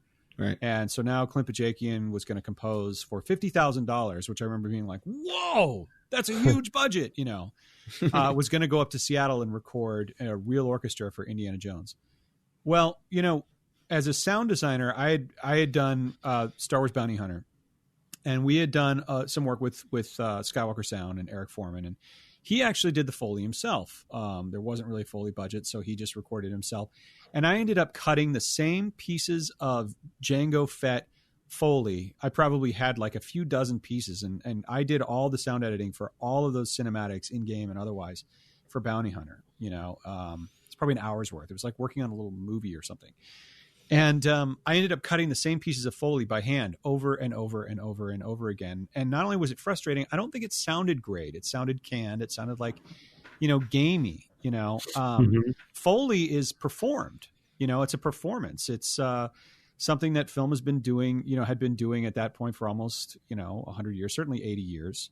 And, the level of immersion that it provided, I thought was just, we weren't even coming close because we were cutting sounds out of these really generic sound libraries that we bought off the shelf that everybody had. They were ubiquitous. Right. They didn't sound good. And they were wrong, especially for clone troopers, in a Star Wars game. We had things like blasters. I had raw material for days for things like blasters, Right. A game called Mercenaries was going on at the same time. And Peter Hirschman got, approved a field recording of all kinds of ballistic, guns being recorded, and certainly impacts, on metal and concrete and dirt. And I used all of those very liberally in Republic Commando. So I had all of those sounds. I had a lot of that big stuff in terms of raw material to do sound design. What I didn't have was the detailed little stuff that was so specific that you can't just pull it out of a library. And I was like, if this game's really going to be as immersive as we're talking about, making a game like Aliens or making something that is spooky like Event Horizon, you have to have really detailed little sounds, especially in quiet moments. And Republic Commando is unique because it has quiet moments in it, relatively speaking. And this is another really important point. You have clacky armored arms in front of camera the entire game. Yeah. And you're constantly in the design of the DC-17 as like a Swiss Army knife was a real, I was just looking at early on in the game and I'm like, we have to walk Foley on this. And so, Steve Matulac, he had a lot of questions, but was very open-minded about it. Chris Williams, And so I said, this is how much I think it's going to cost. I got a bid from Skywalker Ranch. And Jana Vance and Denny Thorpe, who were walking the prequels, and Denny walked Return of the Jedi. It was one of the first things she did back in '83. Wow. Walked our Foley on Republic Commando. So we got a 1-to-1 with how they treated the clones and the stormtroopers in the films, and we were able to just take all of our animations. I worked with, Dave Bogan and his whole crew to get a bunch of play blasts, put them together, spotted them. And for a couple of days, I sat there at the ranch and we did all this Foley. And then I was able to come back and use all that raw material in order to create the, that footstep level, which I spent a month in, Brett. That level that you built me was a lifesaver. It was a lifesaver because it was, if I nail this level, the entire game's done, as long as we can, actually, I had to have someone go in and map all the surfaces and tag it with a certain surface material. Over and over again. Yeah, a level artist had to do that. And then when, the level art changed, the tag would break. And so I'd have to go back in and be like, hey, guys, like what's this, like Tony Shalhoub in Galaxy Quest.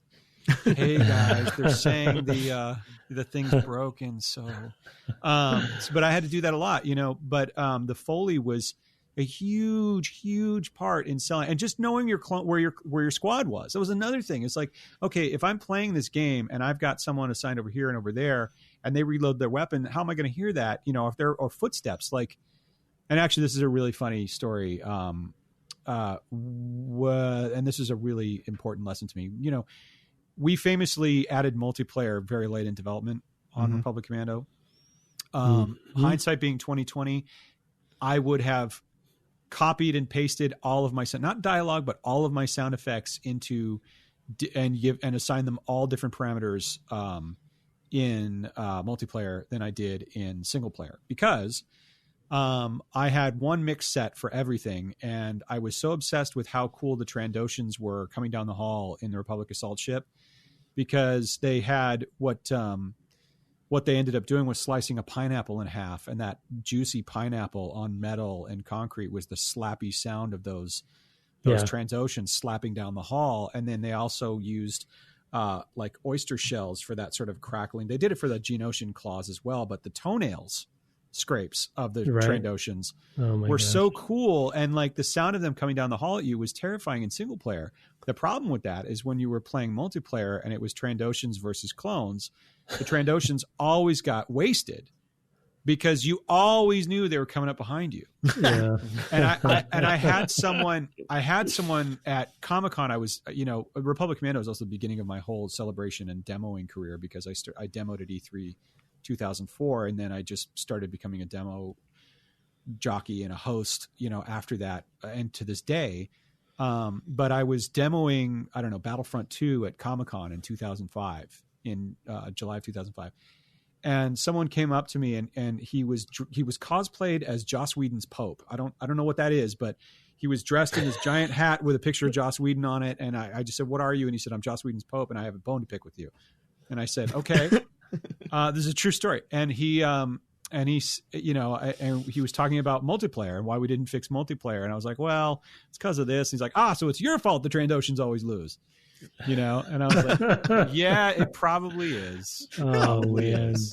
Yeah. But had we been sort of a multiplayer focused team, we would have figured that out really early on, as opposed to let's get those levels to work. Multiplayer also broke the entire music system. I remember that. I remember that phone call. Yeah, I remember that. I was having a barbecue on like a Sunday, and poor Jesse was at the office, and he calls and he's like, "Nothing's working."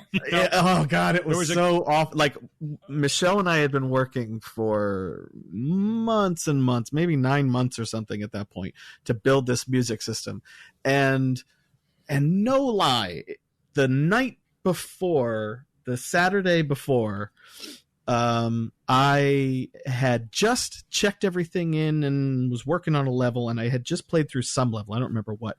And I remember saying it was like 1 a.m, and I sat back and I brushed my hands off. I was like, we are going to pull this thing off. It is working. It sounds amazing. I can't believe this is happening. Okie doke, see you in the morning, game. And I went home and I slept, and I woke up and I came back in, and the whole thing was completely busted.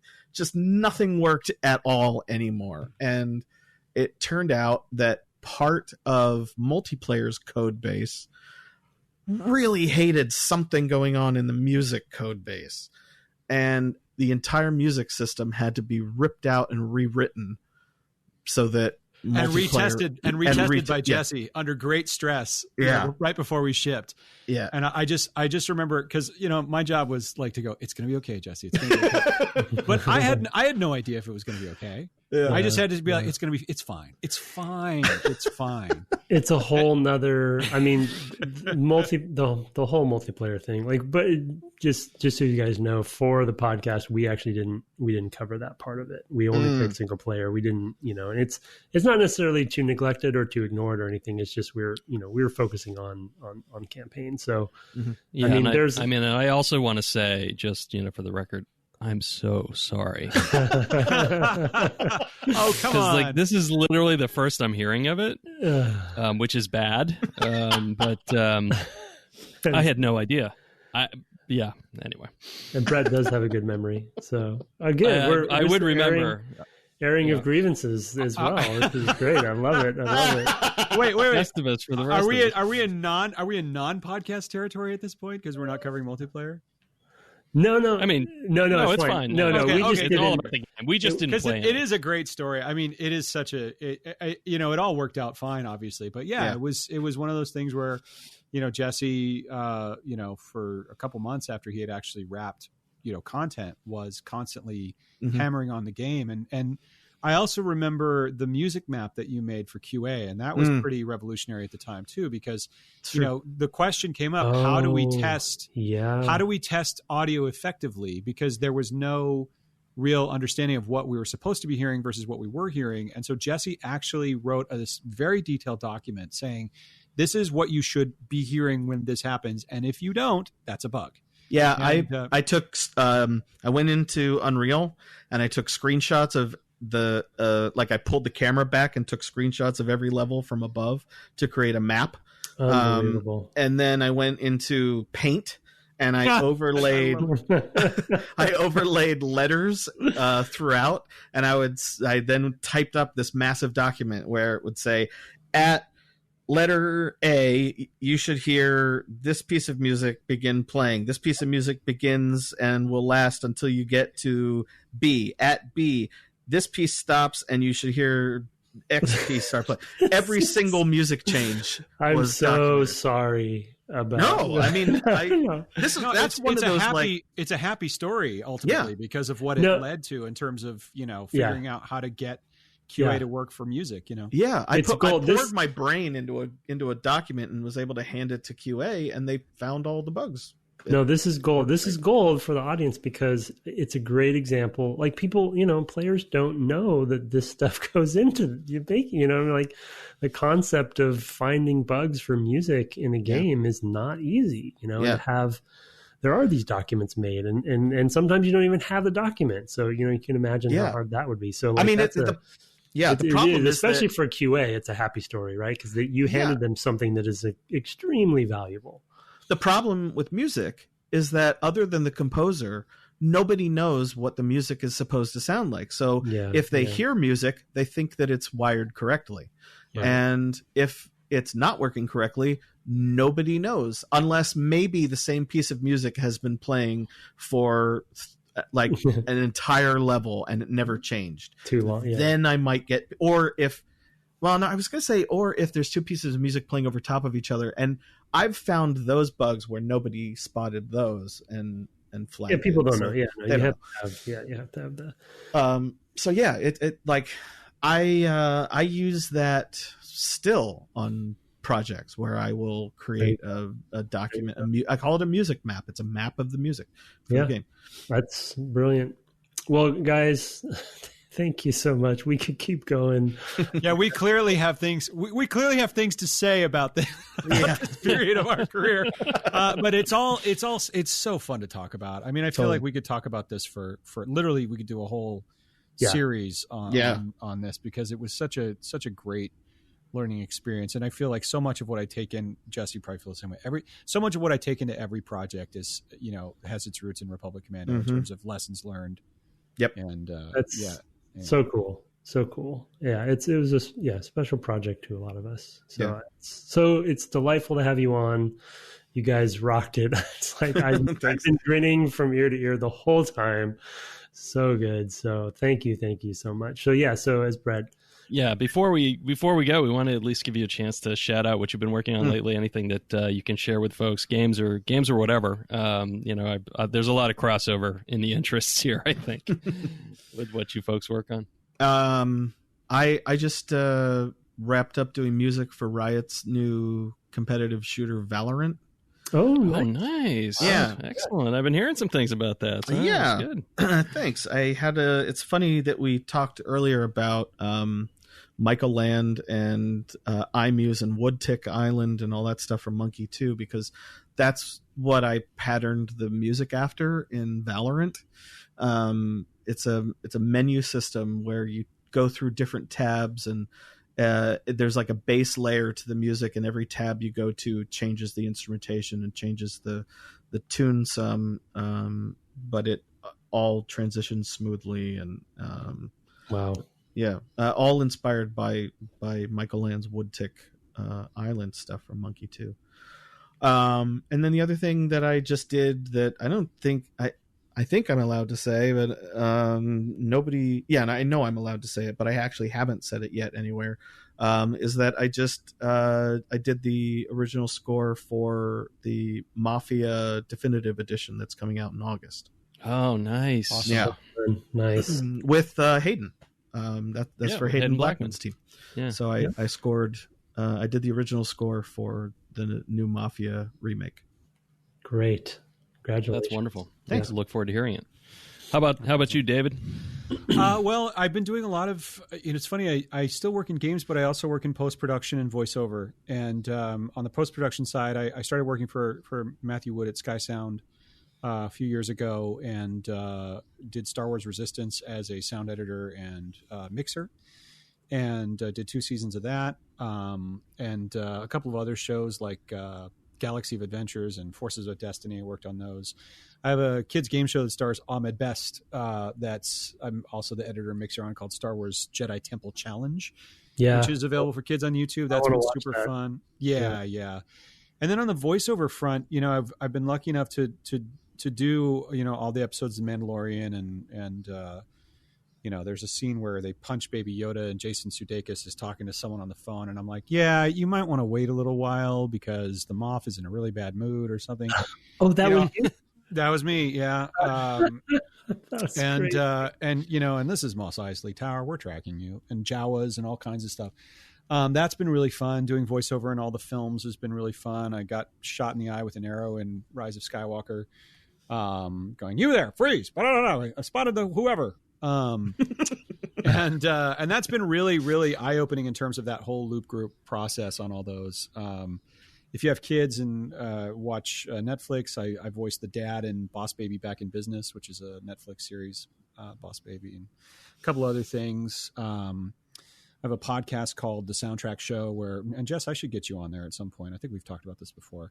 Sure. Although I haven't put out an episode in months because of work, but I have a podcast with iHeartRadio called The Soundtrack Show, which we just talk about film scores and their impact, as you were talking about, Brett, how they can, manipulate you in positive and negative ways, and some of the great film scores in film and even game history. And have you done one on Lady Hawk? That's one I need to listen to as well. I knew you had one, and I was like, oh, I know he's got a podcast, and I couldn't remember.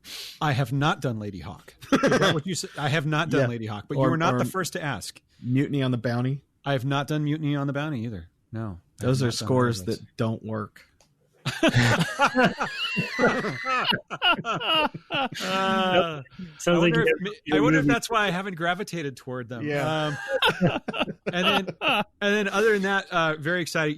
I worked for years for a company called Achille Interactive Labs, and we did a game that was just approved by the FDA as the first clinically I saw the news about that. I didn't know you were involved with that. Yeah, I was the audio director, so I wrote an orchestral score for it, and I did all the sound and dialogue and wrote the script, and did all that, worked on it for a long time. And so that just got approved by the FDA, which is exciting news. It's called Endeavor RX, and it's for pediatric ADHD.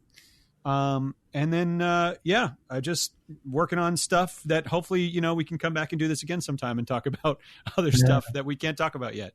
Yeah. But yeah, I miss you guys. It was such a great time in our lives and such a great project. And when I think of game teams, it's the first team I think of. It's a really, really special project and a really, very personal expression of everything I think is cool about shooters and Star Wars. And so thanks for having us on. Totally. Absolutely. Thank you both so much. That was really special. Thank you.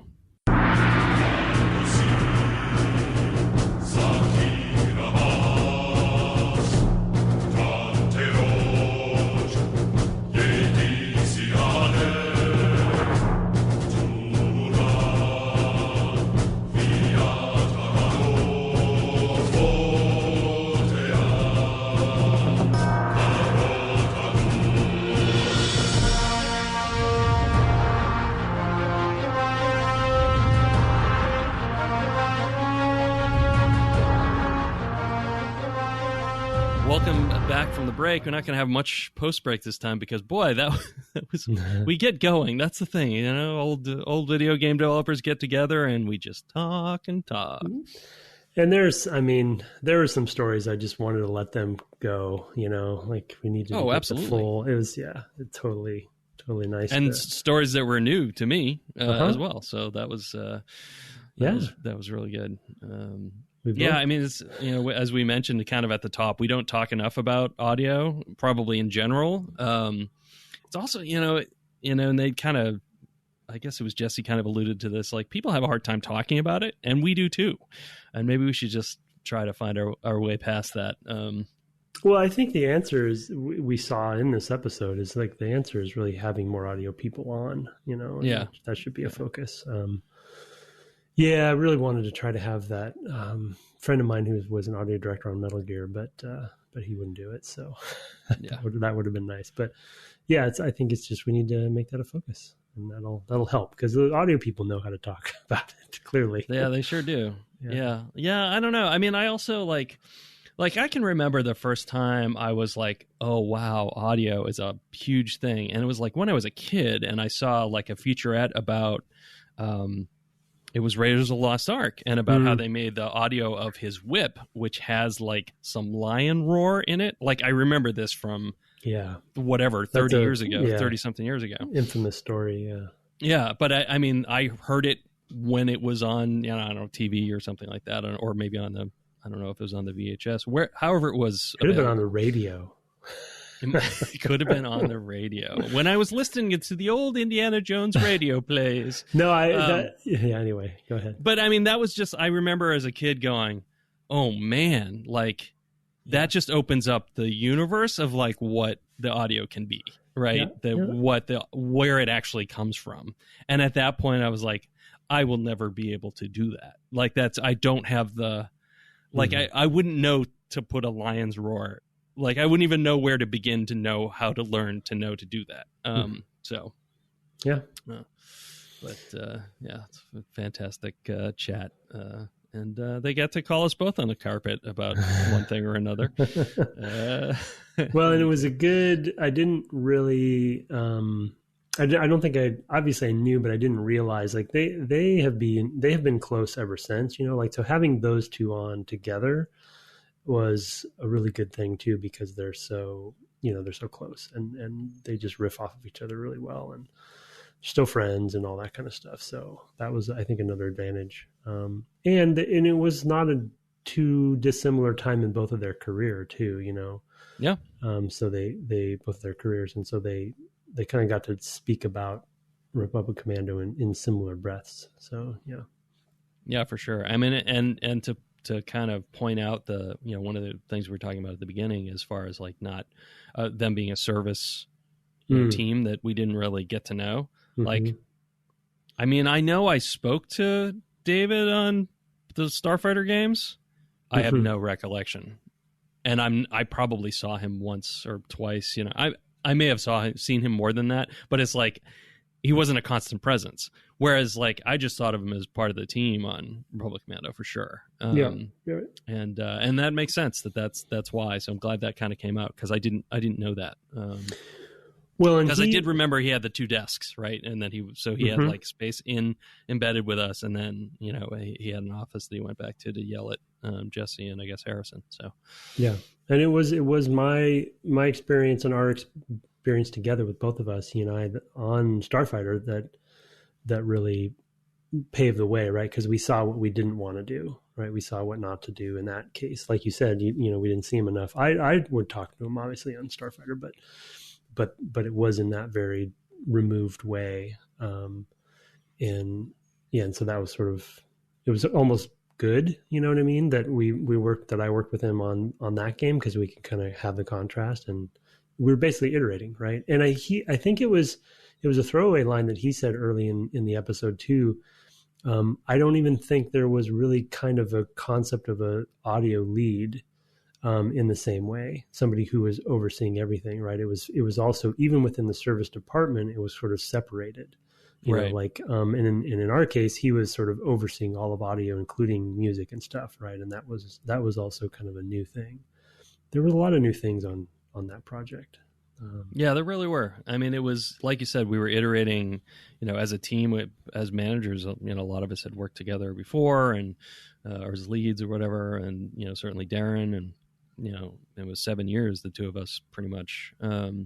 So yeah, it was something we were constantly trying to find ways to improve. And the studio was as a whole, but I think it was only driven by teams pushing it. Like they would have just siloed till the, till the company closed, I think, if not for that kind of pushback of saying, we need a person, we need people that are our people. So yeah, a lot of great insights. I loved hearing that, they were my levels too. I mean, that's gold right there. So yeah, that was a success that he thought that way. Yeah, absolutely. All right, well, we were planning on catching up with some reviews, including a singing review, and we are happy to have those. But as it turns out, we are so long on time that is just not going to happen this week. So keep them coming. We have a number of emails with some good questions and thoughts. So we will continue to mix those in. We'll catch up with them eventually. Can't promise when at this rate because now they're piling up, but we'll get to them. So thanks for sending those along to devgameclub@gmail.com and putting them in your podcatcher review of choice. Thank you for those. You can find us on the web at devgameclub.com, and you can also find us on Twitter at devgameclub, where you can find my co-host at Tim Longo Jr. with a JR at the end. I stream on Twitch weeknights at twitch.tv/Brett Duville. I think by the time this comes out, I'll have finished with Kirby, or be very nearly finished with Kirby. But Epic Mickey, that's a pretty big game, as it turns out. I think it's bigger than I realized. And finally, our intro and outro music was written and performed by Kirk Hamilton and commissioned by friend of the cast, Aaron Evers. Thanks so much. Watch out for that lady holding a thermal detonator. Good night. Good night.